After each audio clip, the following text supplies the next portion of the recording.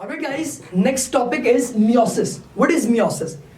In mitosis we have discussed that mitosis is actually that particular kind of cell division in which the number of chromosomes is actually residing is same that was present in parent cell.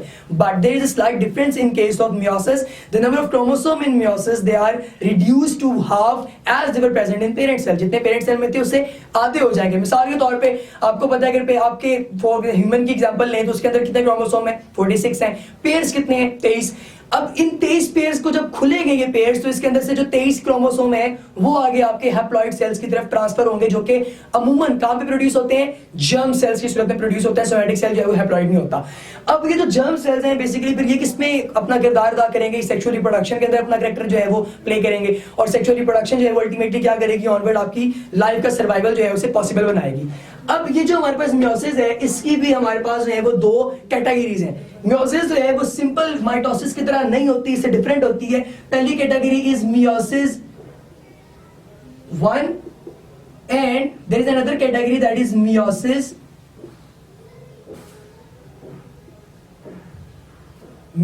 1 and meiosis 2.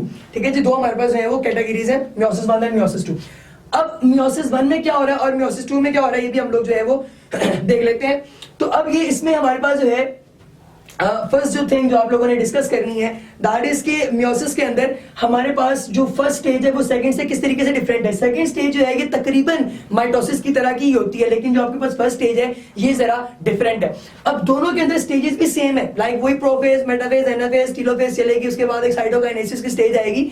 लिहाजा हम लोगों ने इन दोनों को जरा अलग अलग से डिस्कस करना है. Let us talk about meiosis 1. Meiosis 1 के अंदर क्या है? सो मियोसिस 1 के अंदर भी बेसिकली हमारे पास वही जो है वो दो पर्टिकुलर स्टेजेस हैं. एक हमारे पास है कैरियोकाइनेसिस और दूसरी हमारे पास है साइटोकाइनेसिस.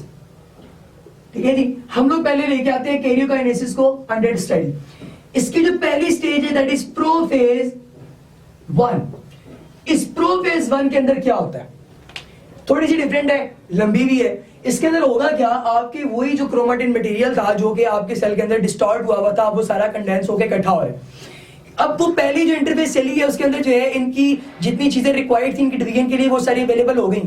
अब इन्होंने सिर्फ अपनी प्रॉपर एक्टिविटी परफॉर्म करके आगे डिवीजन को जो है वो लेके चलना है, डिवीजन को लेके चलाना है. अब इसके अंदर प्रोफेज 1 के अंदर जो है वो क्या होता है अकॉर्डिंग टू योर बुक इसके अंदर हमारे पास जो होमोलोगस पेयर्स हैं वो आपके सामने पेश होते हैं. यानी कि जो आपके जो क्रोमोसोम्स हैं वो होमोलोगस पेयर की सूरत हाल जो है इख्तियार कर लेते हैं. और डिप्लॉइड जो सेल होते हैं 2 क्रोमोसोम्स जो हैं वो उनके अंदर मौजूद होते हैं लेकिन 1 member from each parent because of fusion of male and female gametes. Each chromosome has 2 chromatids because of chromosome having replicated during interphase. The interphase of meiosis lacks G2 stage. These similar but not necessarily identical chromosomes are called as homologous chromosome. इसके अंदर एक और important चीज आप लोगों ने याद रखनी है कि G2 फेज जो है वो इसके अंदर प्रेजेंट नहीं है. और इसके बाद वो आपको ये बताएगा कि प्रोफेज जो है उसके आगे कुछ और स्टेजेस भी मौजूद हैं. वो कौन कौन सी हैं इनको भी हम लोग देख लेते हैं. पहली स्टेज आपके पास है दैट इज लेप्टोटीन. लेप्टोटीन आपके पास जो है ये वो वाली स्टेज है जिसके अंदर क्या होगा लेप्टोटीन के अंदर कि इसके अंदर हमारे जो क्रोमोसोम है वो विजिबल हो जाएंगे, शॉर्टन हो जाएंगे, थिक हो जाएंगे और इसके अलावा उनका जो साइज है वो इनहांस हो जाएगा. न्यूक्लियस के अंदर उनके जो है चूंकि उनका साइज इनहांस हो रहा है न्यूक्लियस का साइज इनहांस होगा और उसके साथ साथ जो होमोलोगस क्रोमोसोम है वो एक दूसरे के करीब करीब जो है वो आना शुरू हो जाएंगे. अच्छा, इसके बाद एक और चीज जो इंपॉर्टेंट है दैट इज कि zygotene is the next stage. Zygotene. अब जाइगोटीन के अंदर क्या हो रहा है ये भी हम लोग देख लेते हैं कि जाइगोटीन में जो आपके पास first essential phenomena of meiosis pairing of homologous chromosomes called synapsis. इसके अंदर सिनैप्सिस होती है जो कि बेसिकली है क्या, सिनैप्सिस क्या होता है? सिनैप्सिस आपके पास जो है ये सेल्स का इकट्ठा होना है जिसके अंदर आपके पास देखिए फॉर एग्जांपल ये क्रोमोसोम है, इसके साथ एक और क्रोमोसोम अटैच हो रहा है. ठीक है, अब ये 4 इकट्ठे हो गए, ये टेट्राड बन गया. ठीक है, अब ये टेट्राड बन गया या बाइवेलेंट बन गया. ये हमारे पास जो है बेसिकली सिनैप्सिस जो है उसका कैरेक्टरिस्टिक है. अब इस सिनैप्सिस के बाद जाइगोटीन के बाद हमारे पास जो नेक्स्ट स्टेज आएगी दैट वुड बी योर पैशिटीन. पैशिटीन के अंदर क्या होगा, इसके अंदर अब हमारे पास जो है जो टेट्राड बना है इकट्ठा हुआ है उस टेट्राड के अंदर जो है बेसिकली अब थोड़ी सी कटौती होना शुरू हो जाएगी. जो आपके पास एक क्रोमोसोम है उसका आधा हिस्सा दूसरे क्रोमोसोम के आधे हिस्से के साथ क्रॉस हो जाएगा. किस पॉइंट पे क्रॉस होगा? कियास-मेटा के ऊपर. कियास-मेटा आपके पास वो पॉइंट है जो इन दोनों के दरमियान ब्रिज बना रहा है. जिस जगह पे ब्रिज बना था वहां से आधा यहां से कटा, आधा यहां से कटा, दोनों एक दूसरे के साथ इंटरचेंज हो गए। अभी जो इंटरचेंजिंग है दो क्रोमोसोम्स के हिस्सों की, इसको हम लोग नाम देते हैं क्रॉसिंग ओवर। ये 2 नंबर का आपको सवाल आ सकता है, लिहाजा आप लोगों ने जरा गौर से इसको पढ़ना है, क्रॉसिंग ओवर, ठीक है, यहाँ पे हो सकती है। अच्छा, क्रॉसिंग ओवर के बाद फिर अगला स्टेप क्या होगा कि अब आपके पास जो पेशिटीन स्टेज है ये कंप्लीट हो रही है, और फिर आपके पास जो अगली स्टेज आएगी that would B diplotene. Diplotene आपके पास जो है वो नेक्स्ट स्टेज। अच्छा, इनको आपने ना 2 नंबर के हवाले से भी याद रखना है, प्रोफेज के स्टेजेस को आपको आ सकती हैं। इसके अंदर क्या होगा, जो पेयर्ड हमारे क्रोमोसोम है they will repel each other, एक दूसरे से सेपरेट हो जाएंगे, अलग अलग हो जाएंगे, और जो है it is not complete because homologous chromosome remain united by the point of interchange.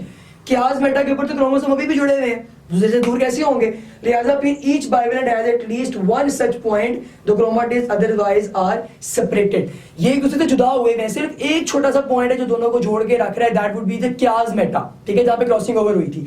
Then इसके बाद अगली स्टेज आती है दैट वुड बी योर डायाकाइनेसिस।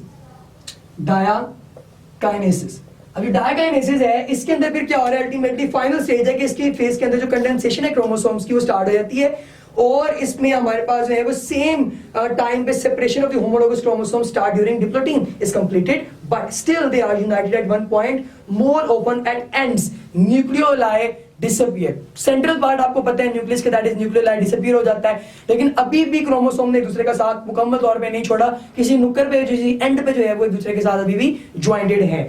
इसके फौरी बाद आपके पास दूसरी स्टेज स्टार्ट हो जाती है जो हमारे पास है प्रोफेज के बाद, दैट स्टेज वुड बी, हम इसको जरा इधर लेके जा रहा हूं, metaphase. Let us use blue marker for proper differentiation.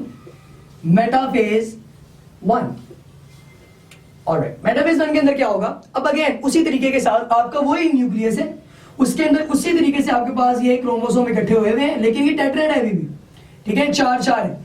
अब ये टेट्राड जो आपके पास है, इस टेट्राड के अंदर दोबारा साइड से जो स्पिंडल्स हैं ये अपने फाइबर्स इनके ऊपर आगे इनके काइनेटोकोर्स के ऊपर फेंकेंगे, और फिर ये क्या करेंगे, इन दोनों को एक दूसरे से दूर करने की कोशिश करेंगे और उसे स्टार्ट कर देंगे, और उससे फिर अल्टीमेटली क्या होगा, दूसरी स्टेज स्टार्ट हो जाएगी, third stage, that is anaphase 1।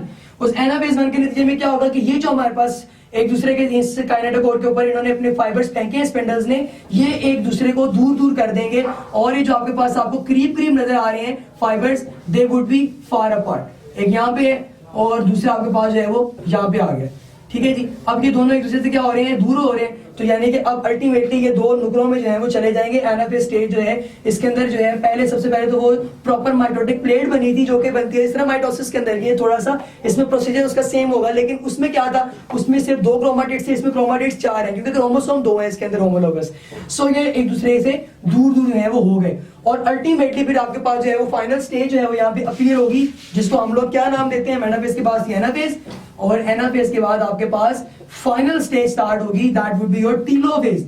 और टीलोफेज के अंदर क्या होगा, जिस तरह होता है हमेशा कि टीलोफेज के अंदर जो आपके पास सेल है उसका जो न्यूक्लियस है वो दोनों एक दूसरे से दूर दूर हो गए, और इसके बाद इसकी साइटोकाइनेसिस हुई, और साइटोकाइनेसिस के नतीजे में अल्टीमेटली आपका जो सेल है एक जो था वो 2 हैप्लॉइड के अंदर, यानी कि एक जो आपके पास 2n सेल है वो आगे 1n + 1n 2 हैप्लॉइड सेल्स के अंदर क्या हो गया, डिवाइड हो गया।